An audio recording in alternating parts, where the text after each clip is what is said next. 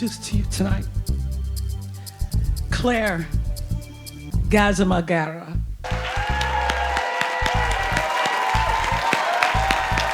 Thank you so much. Actually, my first name is not Claire. My first name is an African first name is Tuyishime. But I became a Christian, I got baptized, and then I got Claire. And it's really in my passport, as we are talking about passport.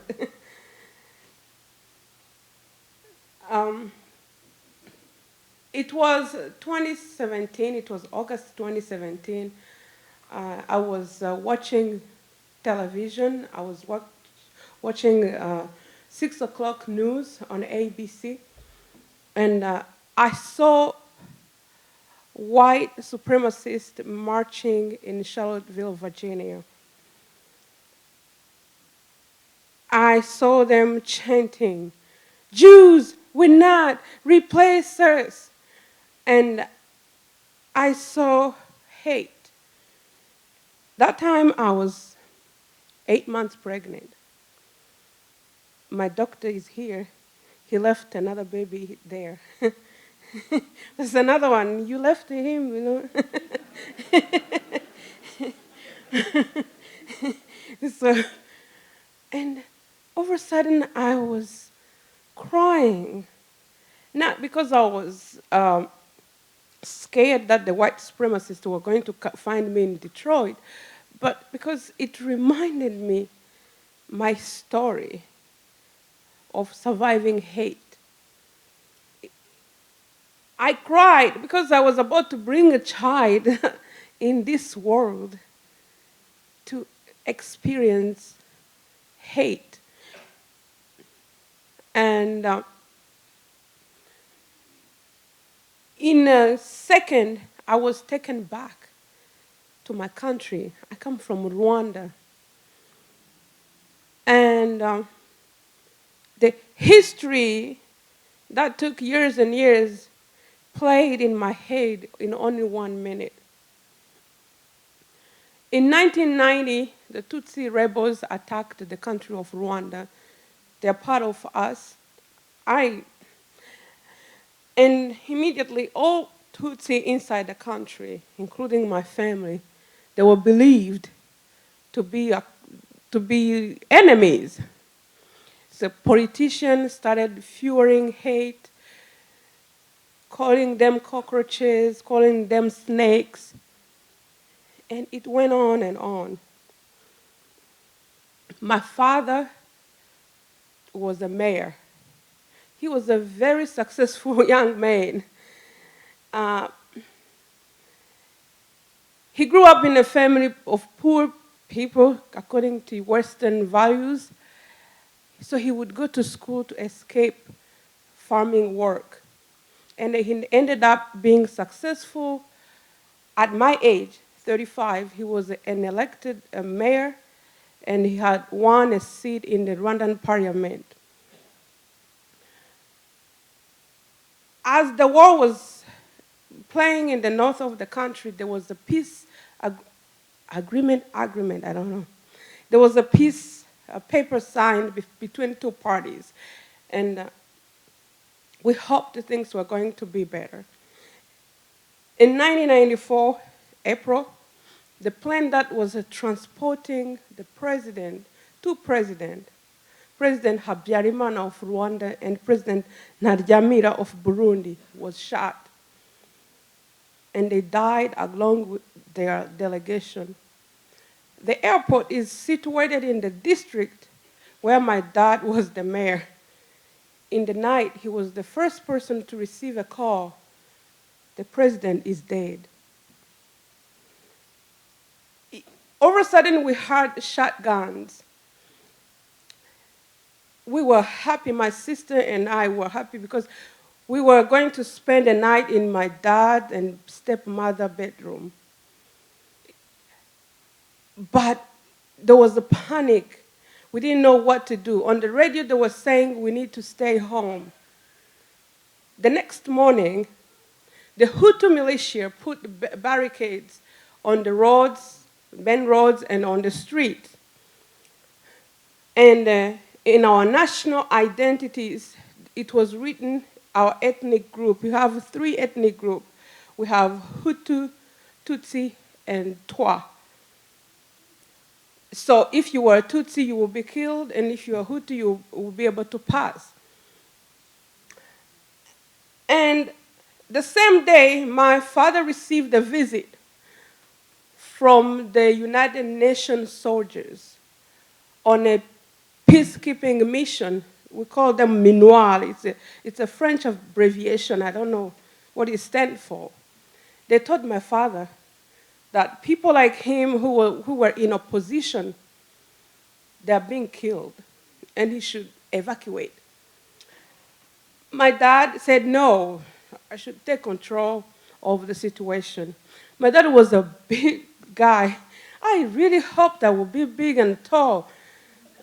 He was a 6 feet, 3 inch. He weighed like 250 pounds, and he had a big voice, and he was hairy. And so I was disappointed to know that I would be short like this. So he was like, I will take care of my people. They voted for me. I will take care of the situation. Things will calm down in a few days. The next day, my house was attacked. They were looking for my stepmom.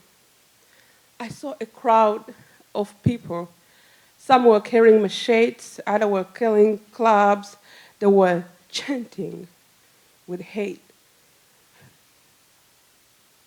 And I remember the song they were going, Yetu Watsemba Tsembe, which means, let's eliminate them, the Tutsi.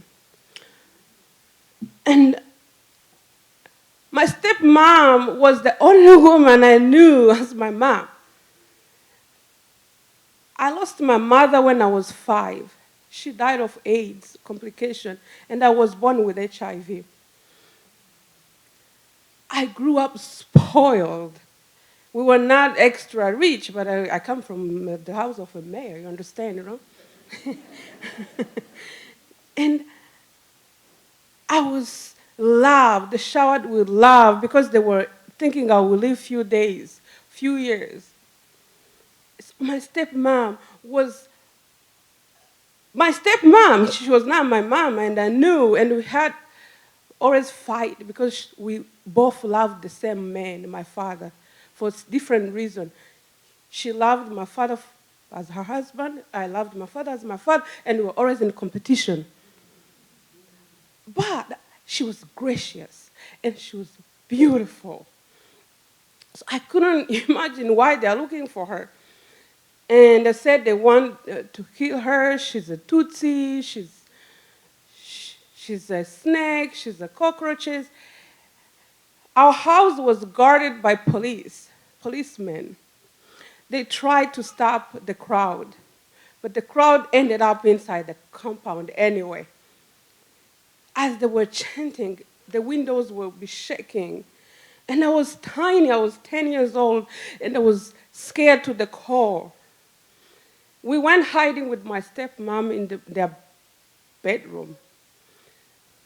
And my father, as the big guy, went out to negotiate. They were telling him they would find him a Hutu woman to marry. They're going to kill that one and find him another woman to marry.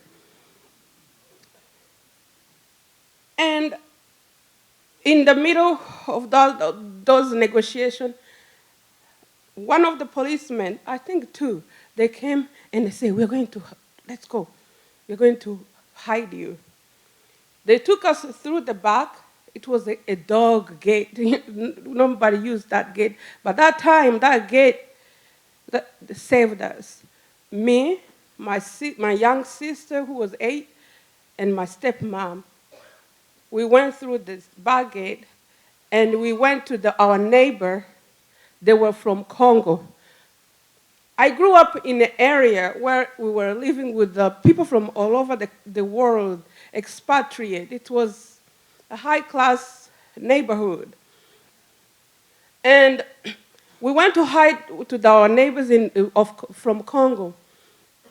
In the middle of the night, we were told that they were searching houses of foreigners because they believed Tutsi were hiding there. Again, the police moved us back in our house.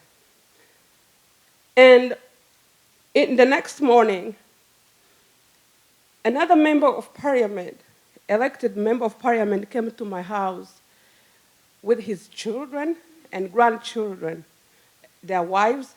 They were like, all of a sudden, my house had more than 40 people. And my father knew our house has been attacked. Now he was begging for refuge. The United Nations were on a mission to keep peace and to protect the high-level politicians, and my father was one of them, so they came. And they evacuated us. They put us in the white trucks, and we were able to pass through barricades with the UN flags.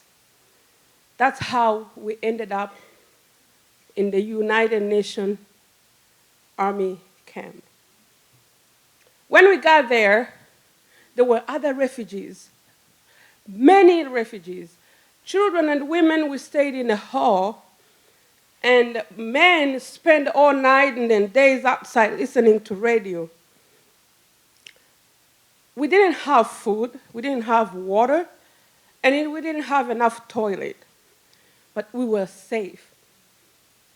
There were 2 trucks, we call them brandés, it's a French word, with heavy weapons pointing at the front gate and the back gate. One was the north and another was south. So we felt safe. At least we were not going to die.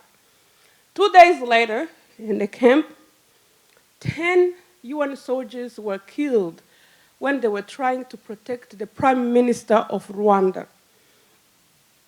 All of a sudden, they said, we cannot keep dying for, the people of Rwanda. The United Nations decided to take their military from Belgium. And my father was the one commissioned to break the news. They were gathered as refugees, and my father had a speaker, hey, the United Nations is going to leave. We all screamed, we are going to die, we're going to die, we're going to die. But our cries didn't matter. Few hours, they have left. And they left with their heavy guns that were supposed to protect us.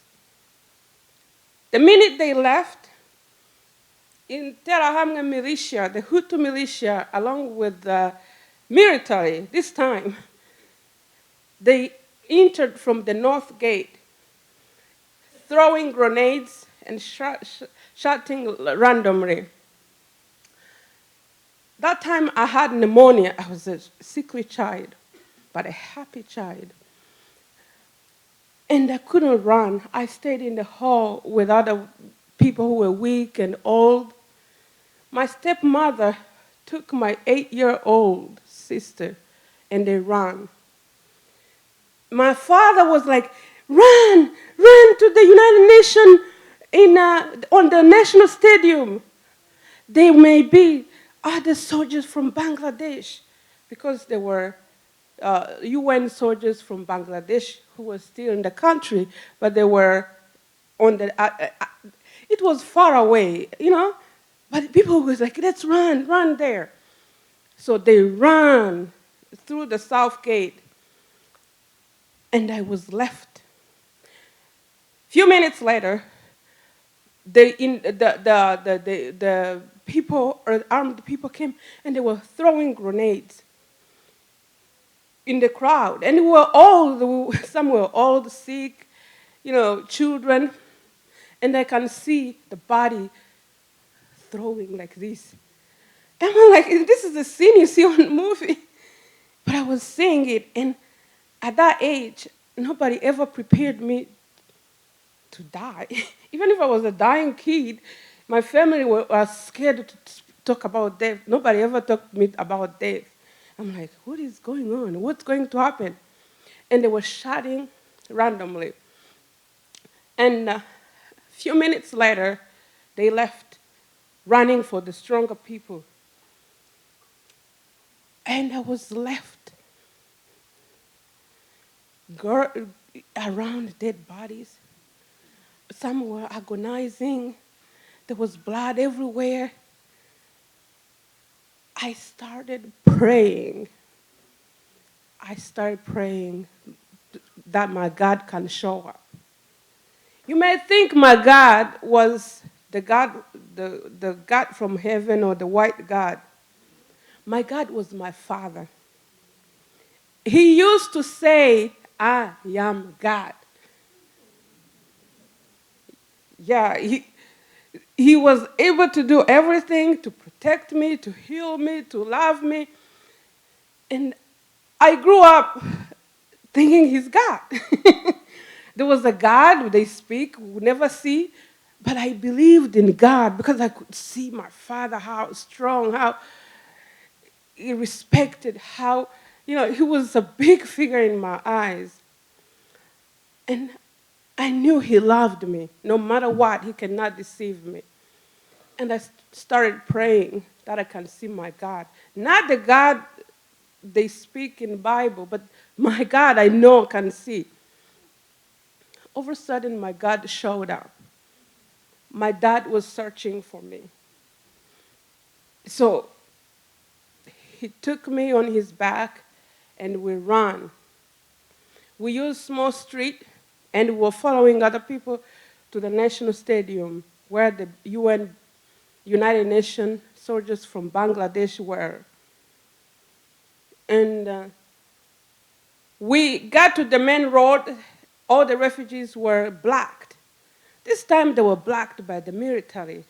Seriously, we were refugees with no weapons, helpless. But we were guarded, but we were blocked by heavy truck with guns pointing all over. And they asked everybody to sit down. It was raining and muddy.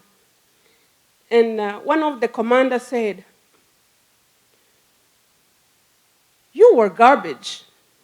You deserve to be thrown at the city garbage collection center on Nyanza Hill." They walked us to Nyanza Hill.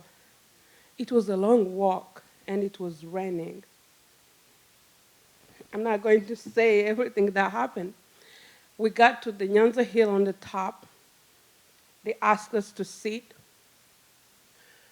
And my uncle, who was the youngest brother of my father, was home for Easter vacation. He kept insisting, I'm a Hutu.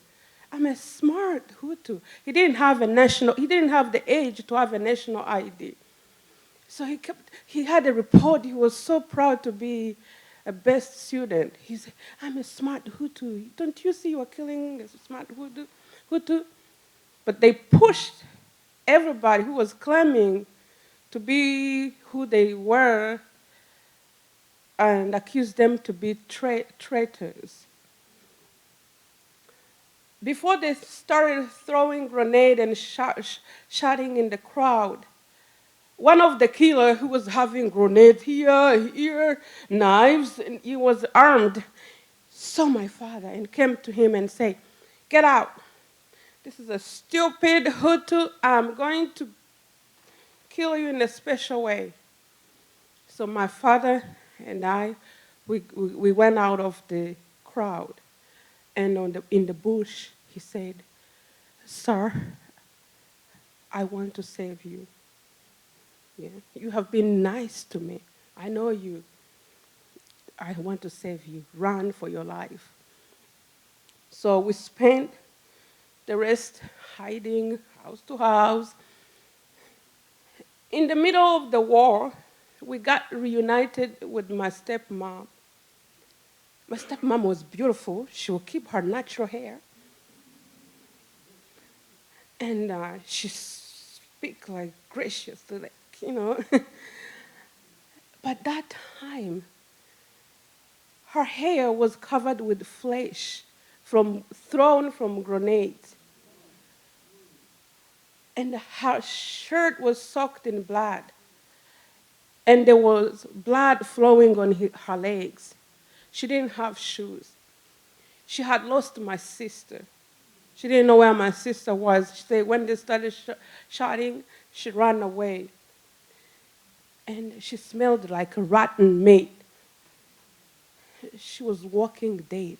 I never watched Walking Dead because I saw what Walking Dead mean.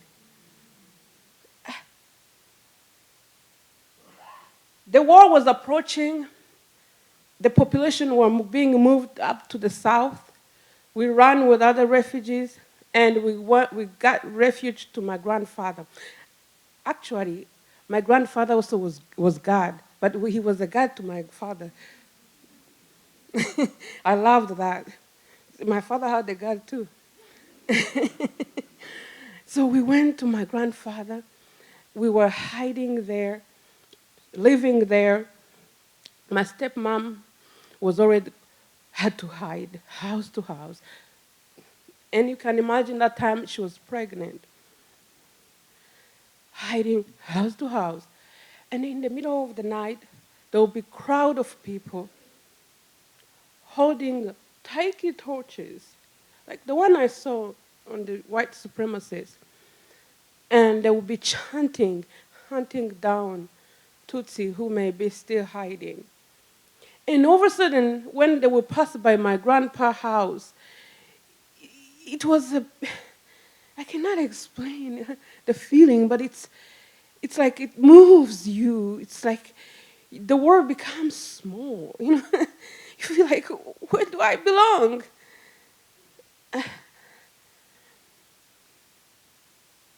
July 1994, the Tutsi then rebels have captured the city, the capital, and they were calling people to come back. And my father was like, I'm going to go back. Maybe he was expecting to receive some, recognition, like they were, I've been standing by my people. I've been doing the right thing. I'm going to go back. We went back. On our way, we were refugees going back. A part of the country was captured by the then Tutsi rebels. And we had to go through screening. On the screening, during the screening processes, there were intelligence people, they called them Qadir. I don't never understand what it meant, but that's how they called them. Those were people charged to get information on families. And if people were accused to have killed the Tutsi, then they would be killed. It was scary. We were housed in a semi-destroyed house. The latrine, the toilet outside was stuffed with dead bodies, agonizing. And in the middle of the night, you would be hearing people being tortured, crying, screaming. And during the day, they would be dragging people. I remember one of the young men I knew, they were handcuffing him, beating on his chest, and he was vomiting blood. Because some people say, hey, he was killing too. I was like, who is the good guy in all this? And my dad time came. They handcuffed him in his glory, and they removed his shirt and shoes, and he had a big belly, started poking his belly, and saying, you must have eaten people. This is full of blood. And I saw hate. So they were responding hate with hate. And they turned to my stepmom, touching her inappropriately, groping her. You were way beautiful to stay married to this hyena. This is an ape. This is an animal.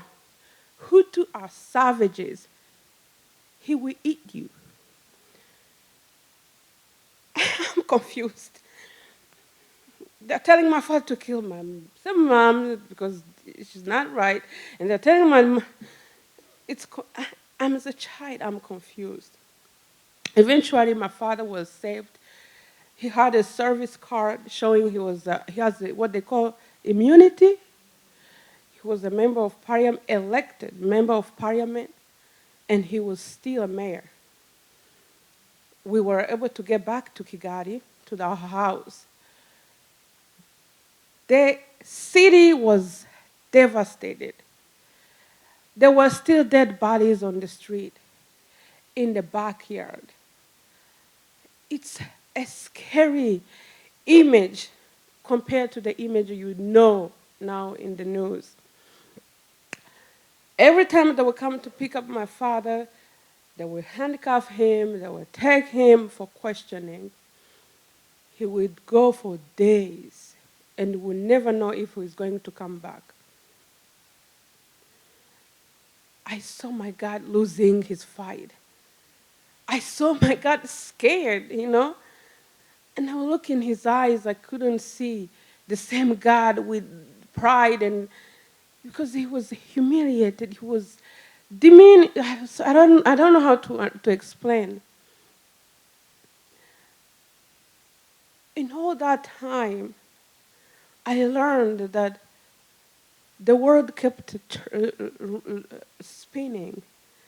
I learned that there was Olympic Games, the soccer World Cup. I couldn't imagine. People were sitting in front of TV, really? I couldn't. And what made me sad is in the movies. Every time I saw a movie, there would be big, in the 90s, there were big camera. You would see the reporters and the helicopter coming to cover a crime scene. But for us, it was total silence. We were left by the world, forgotten. As a child, I was like, why can I not see the scene I see in the movie here? Why can I not see people coming and asking me questions, asking me, Life came back. My father took office. He handed over, and he took an office. He became a member of parliament. And people were dying beyond the genocide. There were revenge going on. People would be called for a meeting, and they would be murdered just because they were Hutu. Someone is angry. And my dad was speaking up, like I'm doing now. And they even crossed the border and went to the Congo, to the refugee, and killed thousands and thousands of Hutu, innocent. There were a refugee camp inside the country. They would kill them like you kill flies. We have the UN report. But for political correctness, I don't know. My dad would speak up. He was young, He would speak up, and eventually he got himself in trouble. He died on house arrest. My God died. And I didn't know how to, who else, where is my God? My God is dead. Eventually, I understood there's a God in heaven who created my father and my grandfather. There was a way he was explaining that his father is his God, his father. So and then it goes to God in heaven. I said, okay, now I need the God in heaven. We lived with my stepmom. After the genocide, my stepmom was changed. She was no longer that intelligent, smart woman. She was always talking about war, about explaining what happened to her. If you meet in the street, do you know? She was sorrowful. And her family, they have lost so many people. And my family was losing so many people. And on top, we were stigmatized as children or people living with HIV, sinners with critical behaviors, and also as Hutu, you, this is a killer, genocidal, all kind. My dad was in all the newspaper. And at a certain time, I was scared even to be named after him. Few years, she died. And she died of sadness. She died of AIDS. She was stronger. Even now, she won't be 50. She will be 50 think she would. She would died young and beautiful and full of health compared to me, When she died, I died. She was my stepmom. We used to fight. I was a teenager. But I loved her because she paid my school fees. She took me to the doctor. She made sure I clean up. She taught me how to cook. I didn't like anything, but she did it anyway. And I was left as a child, head of household. I live with HIV. I'm left. I forgot to say my stepmom gave birth to my sister, youngest sister. I had two sisters, 5 and 15. And I was 17. I was a child. So I had to take care of my family. When my sister was finishing high school, she fell in love, she had a baby, and the family never came to see the baby because the baby was born from Hutu family. I saw my sister crying all night. The baby spent 6 months without a name because we couldn't know who are we going to be, babe. And the baby has our last name. She's one of us. Even up to now, she doesn't know the other family because there's such, it was a divide. What happened? It wounded people so, Now it's 2012. Of course, I became an activist at the age of 20. I was at the HIV Young Leader Funds. Oh my God, I've traveled, done a lot of things in my young age, in my 20s. I mean, in the United States, I migrated and I applied for asylum. And thanks to the family, to my host family, they're here. They mean a lot to me. Really. And all of a sudden, they give me 2 identities. They say you are black and poor. I'm like, wait a minute. Black? I didn't know I was black. Everybody's black. There's no need to stress it.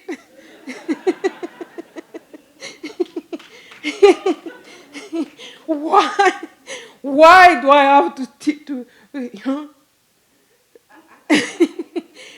So it means not everybody's black here. And I'm saying, I'm poor. Poor means I will be alone, I will eat by myself. It doesn't mean what it means in the Western world. Here it means physical material things, but for us it means I'll be by myself. That's what it means, poor. I deny to be poor, and I embrace to be black. At least nobody will come and see Claire is Hutu. She has Hutu features, or she has Tutsi features. I will look at Maya Angelou because I like writing, and I'll say, I rise. And I'll see, that's how I look like when I'll be older. I will see my, I will, people say I always look at the bigger boots to fit, but I will look like Maya Angelou. That when I'll be older. I enjoyed being alive. I fell in love. My love is here. And I was having a life like other people. But all the time people hear my accent, they say, hey, Clay, where are you from? And I say, Rwanda. And they will say, oh, Hotel Rwanda. So, are you Hutu or Tutsi? I'm like,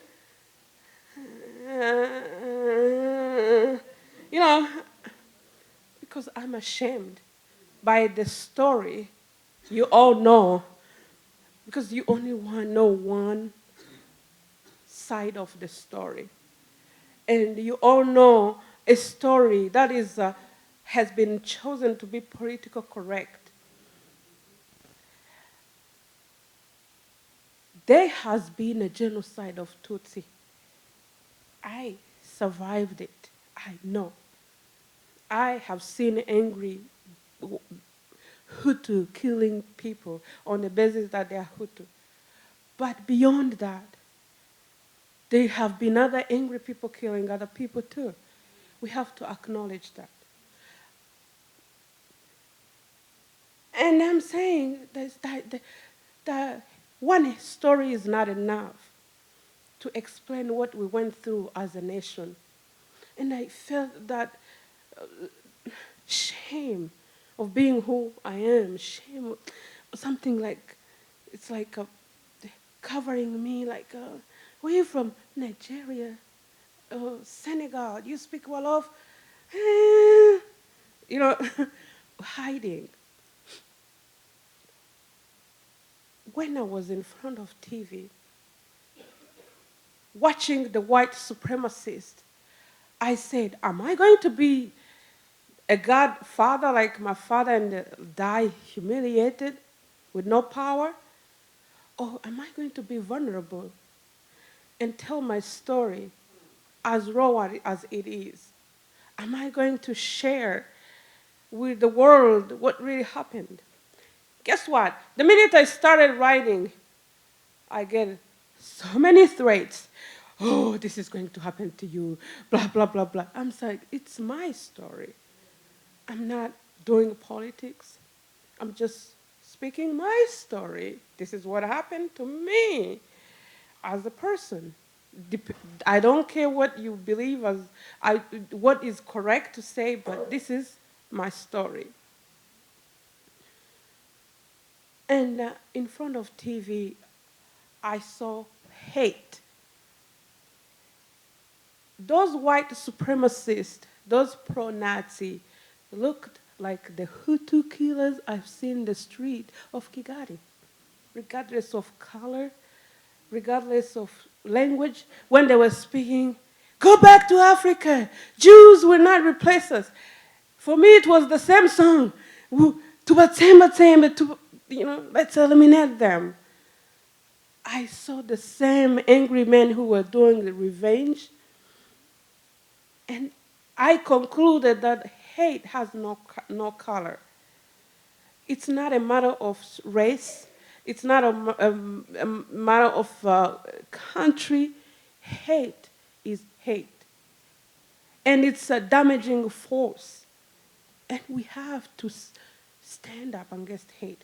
And the seed of hate comes from greedy politicians who use hateful speech. Like in the 90s, 91, 92, they were fueling hate. I am afraid we in 2016, United States had a revolution, but a reverse revolution. I'm afraid when I hear people calling other people Pocahontas, calling them liars, call them enemies, mobs. We should be scared. Because that fewer people who go to house of worship and kill people, that fewer people with the power to speak up, hey, go back to Africa, saying all those kind of stuff.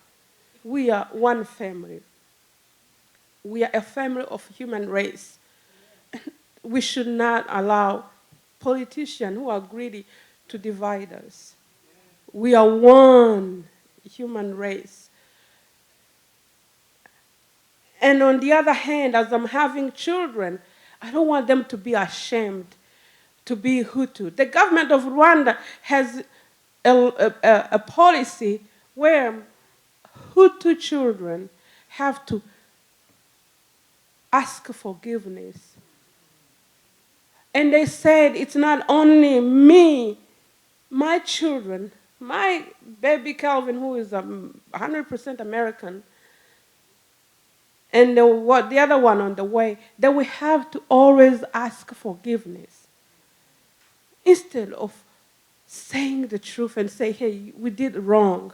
Let's forgive each other. But putting that pressure on one side of the ethnic group and making them feel like they own, I understand they own it. But I'm not part of it. I'm a new generation. And I should not be ashamed when people ask me, where do you come from? And I should not lie, I'm from Senegal, I'm this and this, because I'm scared of my history. This is what happened to me. And my story is one of 100,000 millions of stories. And get ready to listen to more story and to more version of stories. I would like to end to the point, to the stressing that we should stand up against hate. And we are one. We are not that different. Thank you.